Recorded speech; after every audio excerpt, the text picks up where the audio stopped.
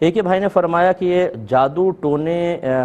کا کوئی ایسا اسلامی طریقہ بتا دے جس سے پتہ چلے کہ یہ جادو ٹونا ہو گیا ہے، اسلامی طریقہ کیا ہے؟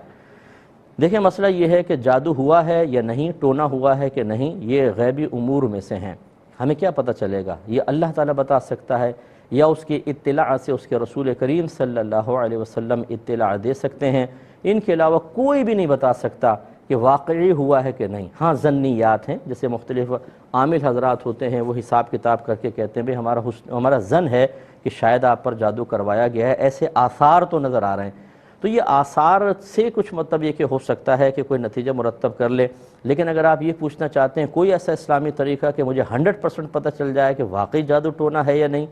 اور پھر یہ بھی خواہش ہوتی ہے کہ کس نے کروایا ہے یہ بھی پتہ چل جائے، یہ یاد رکھیں کوئی بھی نہیں بتا سکتا۔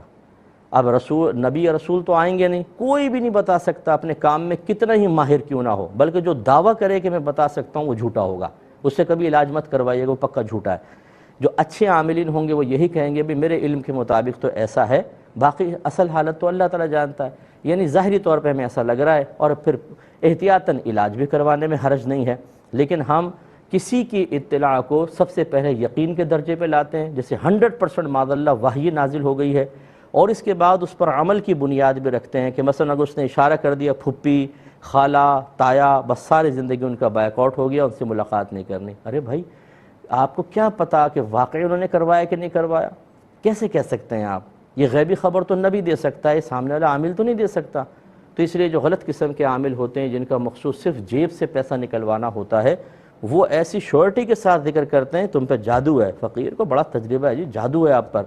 اور یہ تک بتا سکتا ہوں ددیال کی طرف سے ہے،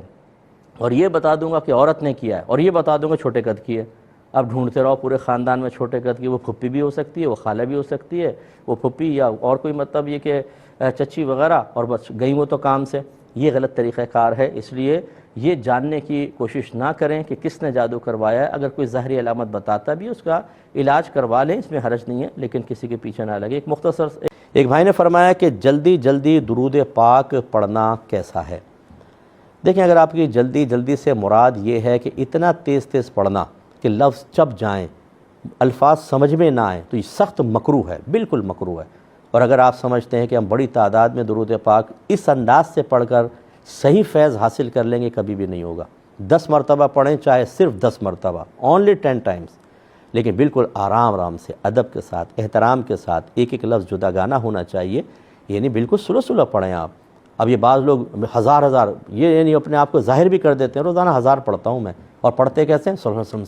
علیہ وسلم، یوں چل رہی ہوتی ہے تسبیح، یوں۔ آپ سمجھتے ہیں کہ اس طرح چبا کر اور چیز کو تباہ کر کے غلط انداز سے پڑھ کر اللہ رسول راضی ہو جائیں گے؟ وہ جو فضائل درود پاک کے بیانوں میں وہ آپ کو ملیں گے؟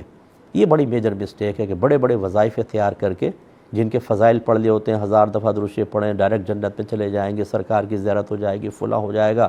آپ پڑھ رہے ہیں، صرف 150 کے اندر تو طبیعت بحال رہتی ہے، پھر کوفت آ جاتی ہے، پھر انسان بیزاریت کے ساتھ تیز پڑھ کے 1000 کا ہنسا پورا کرتا ہے۔ بھائی جان اور میری بہنیں خصوصی طور پر بڑی تعداد کے اس طرح وظیفے نہ پڑھیں، اور اگر آپ کو پڑھنے ہیں تو بالکل اتنا کہ ہر لفظ بالکل واضح طور پہ نکلے، ورنہ ہو سکتا ہے فضیلت تو دور کی بات، وہ تو حاصل ہوگی نہیں، آخرت کا وبال بھی آپ کے سر پر ہوگا کہ آپ نے اتنے گندے انداز سے بالکل لفظ چبا کر پڑھا۔ اسی لیے ہمارے اکابرین فرماتے ہیں جو حفاظ تراویح کے اندر بہت ہی تیز قرآن پڑھتے ہیں، صرف یعلمون تعلمون سمجھ میں آتا اور کچھ سمجھ میں نہیں آ رہا ہوتا، مولانا امجد علی خان صاحب فرماتے ہیں کہ انہی مصیبتوں کی وجہ سے کئی سال ہو گئے مجھے پورا تراویح میں پورا قرآن سننے کو نہیں ملا۔ آپ نہیں پڑھتے تھے ایسے حافظ کے پیچھے کہ جو اتنا تیز پڑھے کہ پبلک راضی ہو جائے؟ 20-25 منٹ میں تراویح ختم کی، لوگوں نے کہا کیا ماشاءاللہ بلٹ ٹرین کی طرح حضرت نے نکالا ہے، 20-25 منٹ میں فارغ کر دیا، اور سمجھ کچھ نہیں آ رہا، اتنا تیز قرآن۔ یہ بالکل مکروہ ہوتا ہے، خلاف سنت ہے۔ اگر میں اس کو گناہ بھی کہوں تو غلط نہیں ہوگا، اجتناب کیجئے، تھوڑا پڑھیں، اچھا پڑھیں۔ دیکھیں مسئلہ یہ ہے کہ جمعے کی امامت کے لیے شرط ہے کہ یا تو حاکم اسلام امامت کرے گا، وہ نہ ہو تو اس کا نائب کرے گا۔ جیسے ہمارے نبی کریم صلی اللہ علیہ وسلم اپنی حیات طیبہ میں آپ نے امامت فرمائی، پھر آپ کے بعد جو بھی جیسے صدیق اکبر تھے، پھر حضرت عمر فاروق، پھر عثمان غنی، پھر مولا علی کرم اللہ وجہہ الکریم ورضی اللہ تعالی عنہم، یہ امامت کرتے رہے۔ تو یہ جو حاکم ہوتا ہے اس کا حق ہوتا ہے، وہ نہ ہو تو اپنا نائب، اگر حاکم ہے نہیں ہے، نائب بھی نہیں ہے، تو شہر کا بڑا مفتی وہ جمعہ قائم کرنے کا اہل ہوتا ہے اگر وہ نہ ہوں تو ان کا نائب،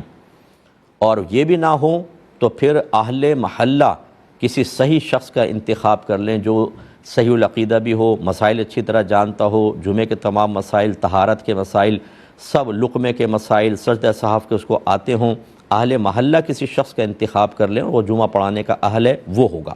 لہذا ان شرائط کی روشنی میں اب آپ دیکھ لیں کہ حافظ صاحب بیٹھے ہوئے تھے، لوگوں نے کہا یہ آپ پڑھا دیں، تو اہل محلہ سب اس پہ متفق نہیں ہوئے، وہ وقتی طور پر اس کو ایک نماز پڑھانے کے لیے کھڑا کیا، تو صحیح بات یہ ہے کہ یہ جمعہ قائم نہیں ہوا۔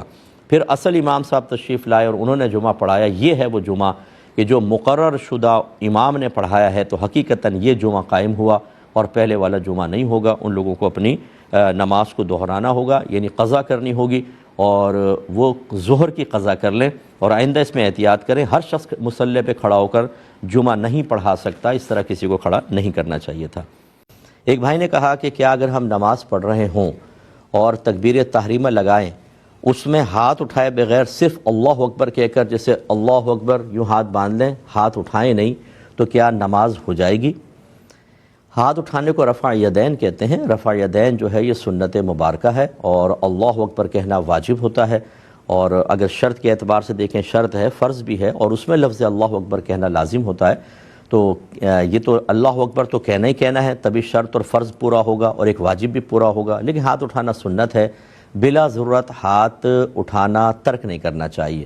ہاں کبھی ایسا ہوتا ہے کہ جیسے کوئی وطر قضا پڑھ رہا ہے، اب اگر وہ پبلک کے سامنے، اس نے ویسے شروع کیا تھا، 2-3 لوگ آ کر بیٹھ گئے، اب اگر یہ دعائے قنوت کے لیے ہاتھ اٹھاتا ہے تو لوگ سمجھ جائیں گے کہ یہ شاید اس وقت دن کے اندر کون سی نماز پڑھ رہا ہے جس میں ہاتھ اٹھے گا، تو یہ سمجھ جائیں گے کہ میں وطر کی قضا پڑھ رہا ہوں، اس وجہ سے وہ ہاتھ نہیں اٹھاتا، بلکہ ہاتھ بندے بندے اللہ اکبر کہہ کر اور دعائے قنوت شروع کر دیتا ہے۔ یہ انصب ہے، اچھی چیز ہے کہ اس نے اپنے گناہ پہ پردہ رکھا، لیکن آپ نے تکبیر تحریمہ کا کہا، بلا ضرورت اس کو ہرگز نہیں ترک کرنا چاہیے، اگرچہ یہ سنت ہے، لیکن کیا اگر سنت ہے تو اتنی معمولی ہو گئی کہ ہم اس کو چھوڑ سکتے ہیں؟ ایسا کرنا نہیں چاہیے، لیکن بہرحال نماز ہو جائے گی۔